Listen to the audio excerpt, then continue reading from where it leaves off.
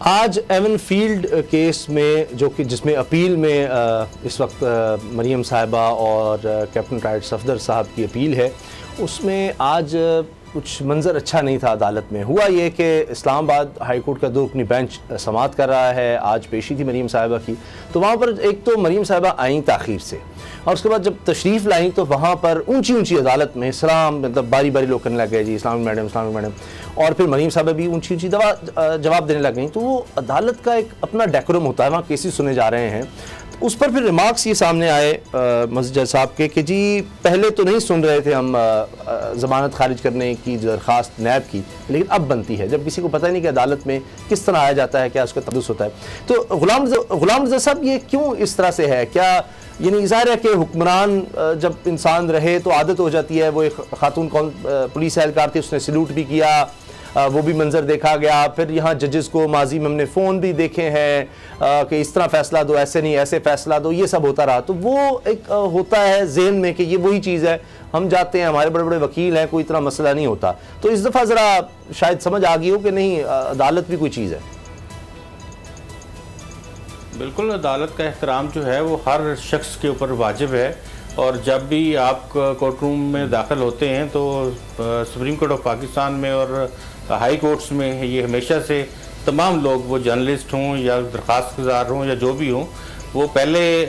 बो before lordship करते हैं जाके, और फिर उसके बाद अपनी सीट के ऊपर बैठते हैं। और डेकोरम यही होता है कि आप कोर्ट में दाखिल हों, बो बिफोर लॉर्डशिप करें, और उसके बाद आप अपनी बारी का इंतज़ार करें और बेंचों पे बैठ जाएं। इन्होंने दाखिल हुई, एक तो पहले से लेट थी, पूछा गया कि मुल्ज़मान किधर हैं, तो बताया गया कि कैप्टन सफदर साहब नमाज पढ़ रहे हैं, और उसके बाद इनका पूछा गया कि वही 5 मिनट में आ जाती हैं। तो जजेस के लिए जब आवाज़ एक लग जाए किसी के केस की तो मुल्ज़मान को वहाँ मौजूद होना चाहिए। और क्योंकि इनकी पहले से फिर ये कि आप आते, इसका मतलब तो साफ नज़र आता है कि आप वहाँ पॉलिटिक्स करने जाते हैं। आप वहाँ पे अगर गए हैं और आप अदालत पेश नहीं हो रहे, तो मतलब यही है कि आप मीडिया के सामने खड़े होकर आप मुख्तलिफ बयानिए और मुख्तलिफ बातें पॉलिटिक्स आप करना चाहते हैं और पब्लिसिटी जो है वो गेन करना चाह रहे हैं। इसीलिए आज एक और जुमला भी कहा गया कि हमने तो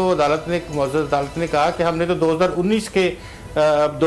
के कत्ल केसेस जो हैं, मर्डर केसेस, उनके फैसले कर दिए हैं। आपका केस तो 2019 का है, और उन्होंने उनके वकील से भी कहा कि वो अब बार बार जो है वो इल्तवा की दरख्वास्त ना दें, इस केस को चलाएं। और जो अस्सलाम वालेकुम कहा था, तो जाहिर है कि ये कुछ जलसा नहीं है, ये कॉर्नर मीटिंग नहीं थी कि आप सियासतदान हैं, आप अंदर दाखिल और ऊंची आवाज़ में कहें अस्सलाम वालेकुम। तो आप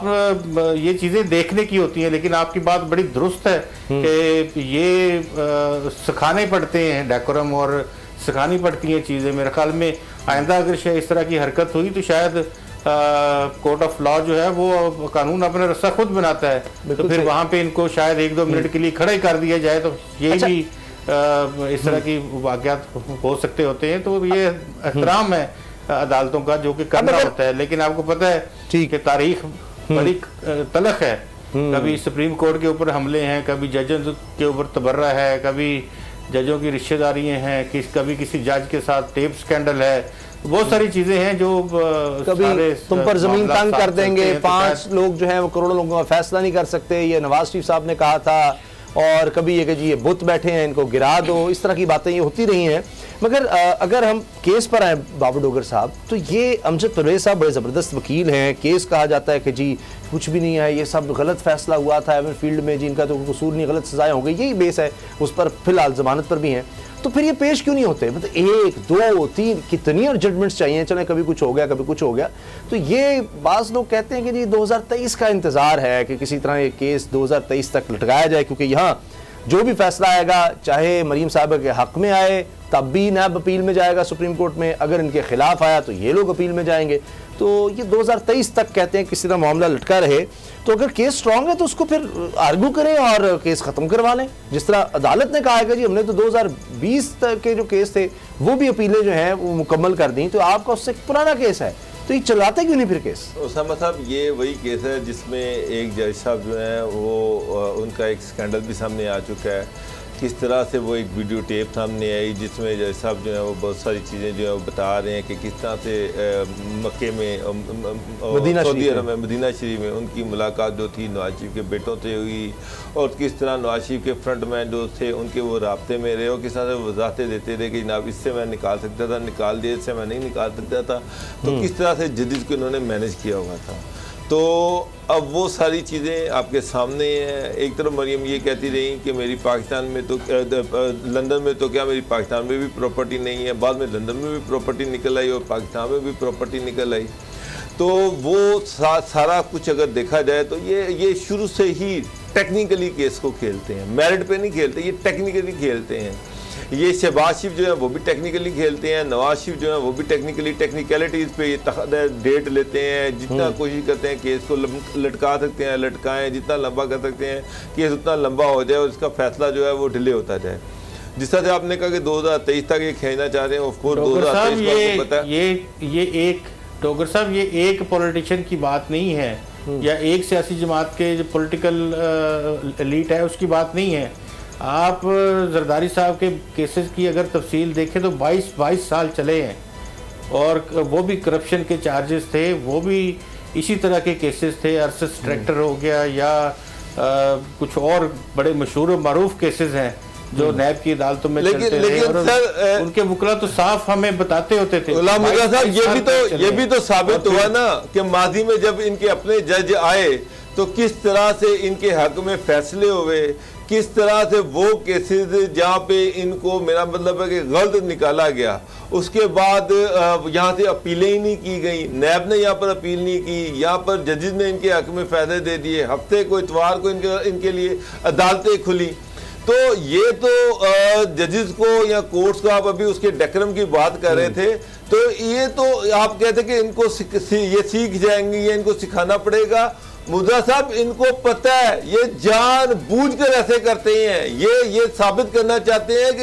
ये कोर्ट ये जजेस हमारे सामने है ही कुछ नहीं है, ये अपने आप को पाकिस्तान के कवानीन से ऊपर समझते हैं, बाला समझते हैं। कवानीन को तो ये अपने घर की लौंडी समझते हैं कि ये कानून क्या किस चीज का नाम है, ये किस बिला का नाम है। इनको आज तक कभी सजा किसी कोर्ट की जरूरत नहीं हुई कि वो सजा दे दे। ये वो लोग हैं जो मरियम जो थी बगैर बेल के अस्पताल से अपनी वालिद के पास इजाजत करने के लिए सर्विस अस्पताल में बैठी रही है। पाकिस्तान के कानून में हुआ है कि एक मुस्लिम जो जेल में है और बाहर बेल के निकाला जाए और जाकर तो इजाजत कर रही थी ना बाबर साहब,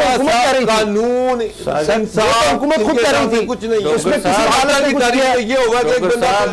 साबित करके उसको बाहर भेजा हुआ, बाहर बैठा हुआ है, सब शामिल थे ना उसमें, हम भी मीडिया भी था उसमें, अदालतें भी है, हुकूमत भी है, सबने कहा जी कुछ हो जाएगा तो कौन जिम्मेदार। जी गुलाम डॉक्टर साहब जो जुरिस्प्रूडेंस के बानी हैं, जो लॉ जिन्होंने जुरिस्प्रूडेंस जिन्होंने बनाया है, उन्हीं की एक तारीफ है कि कानून एक मोम की नाक है और जिसको जिधर चाहे मोड़ा जा सकता है। चले तो ये इस तरह की मिसालें आप पता है कि इसका एक पॉलिटिकल पहलू भी है, सियासी पहलू, कि मरियम साहिबा के बारे में अदालत में भी बात हो चुकी है कि जी आप इस्तिस्ना की दरखास्त दे दें, यानी मरियम साहिबा को आने की जरूरत नहीं है, उस पर भी देखा जाएगा, लेकिन वो आना चाहती हैं। अब ये भी नजर आ रहा है कि पीडीएम के जलसे में वो नहीं गई कराची, पूरी तैयारी बीमार थी, वो तो पूरी तैयारी पॉलिटिकल एक्सपोजर मिलेगा साहब, कोई बहाना मिलेगा, मैं कोई पॉलिटिकल बात करूं।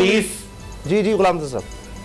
20-30 टीवी चैनल्स के ऊपर 20-30 टीवी चैनल्स के ऊपर आपने आधा घंटा आना है और बड़े दिन की रोशनी में घरों में हर जगह पे टीवी चल रहे होते हैं, तो वो टाइम आपको फ्री में मिल रहा है। और आप ये देखें कि अगर एक चैनल आधा घंटा दिखाता है तो 50 चैनल उस आधे घंटे को आप ले जाएं तो 25 घंटे की कवरेज आपको मिल रही है पूरे पाकिस्तान में और बाहर भी, और सोशल मीडिया के नेटवर्क लहदा है। तो ये कितना प्यारा मुल्क है कि आपको जनाब इतनी एक पेशी भी आपकी हो जाती है और आप उसको अगर कंबाइंड एक कलेक्टिव उसको हम देखें तो 25 घंटों की उनको 50 टीवी चैनल्स के ऊपर आधा घंटा फीड करें तो 25 घंटे की कवरेज आपको मिल गई। सब्सक्राइब करें और बेल दबाएं ताकि कोई खबर रह न जाए।